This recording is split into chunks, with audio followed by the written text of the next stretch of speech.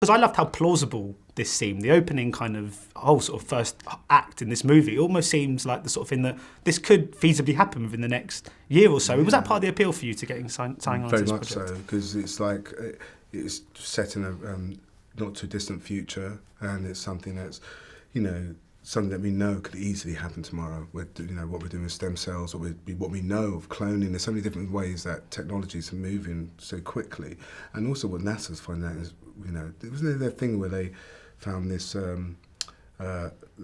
planets not too dissimilar to ours around the stars, so they're going, well, there could be life outside of beyond Earth. Yeah. I mean, do you think it's almost harder now for sci-fi writers? Because 30 or 40 years ago, if you're writing a sci-fi, you were predicting what would happen in 40 years. You had this kind of freedom to do whatever you want, whereas now we've got to sort of second guess what might happen tomorrow.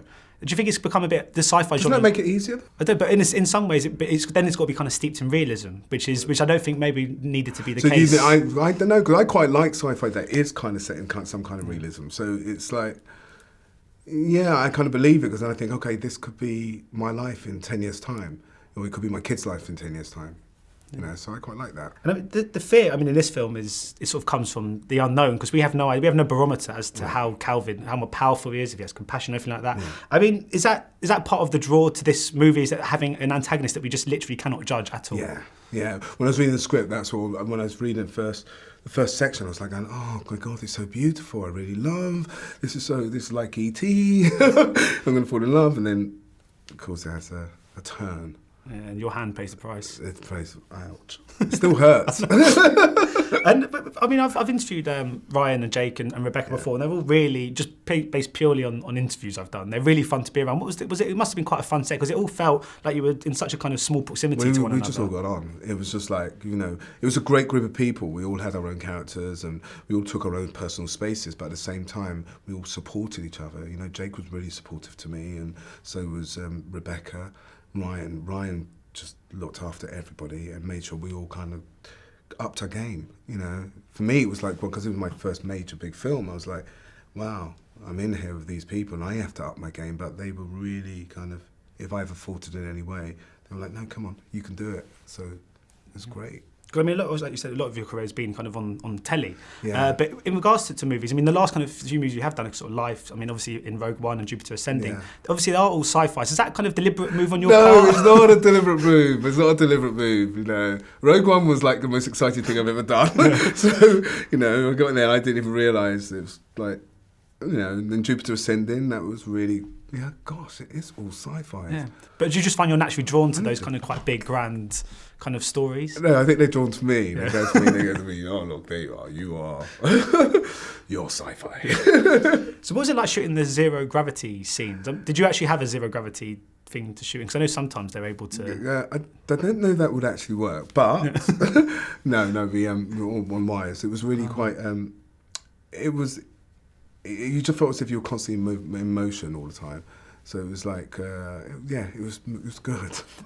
Tiring. Did you find it quite weird to walk afterwards? Afterwards, yeah, definitely. You've also got kind of, as your feet still on the ground, and sometimes you're talking to people and you'll be moving. We all had our special way of doing our zero gravity. Sometimes you'd be in one leg, sometimes I was in so many different positions in this film. So.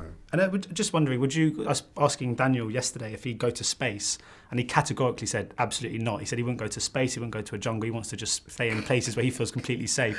Would you? Before this film, yes, I would have gone to space. Now, there's no way I'm going to go to space. Only because I don't like the idea of what would happen when I come back. Yeah. I don't know if it's worth it. I'm not going to go and, Virgin could do whatever flight they want, I'm not going to space. Even if they gave me premium economy. Or, no, I want first class. And just finally, on a kind of sort of separate note, there was this sort of debate that's been going around this past week. I think Samuel L. Jackson was saying that black British actors who work in the States, it's sort of taking roles away from African American actors. And I was wondering, as a black British actor yourself, what's your kind of thoughts on that matter? If there's anything you feel about the issue? Because acting is roles are not about where you're from, your history. It's about the diversity of the work you do. I think it's a really strange argument to have, because we have Swedish actors who are taking roles in America. We have Australian actors who are taking roles in America. It's about the best person for the role. And if you start fighting about where you're from, it's just... My name's not Trump, sorry. don't know if I can say that, but you know, but that's what I just think. It's not about that. No, I don't want to get into that discussion, but I don't think it's an important discussion to have. Yeah. Thanks so much for your time today. Thank you. Much You're really appreciated. great. Cheers. Thank you. Ladies and gentlemen, you're watching Hey You Guys! Hey You Guys, huh? Hey, you guys. Is that from the Goonies? It is indeed, yeah. Nice. Hey,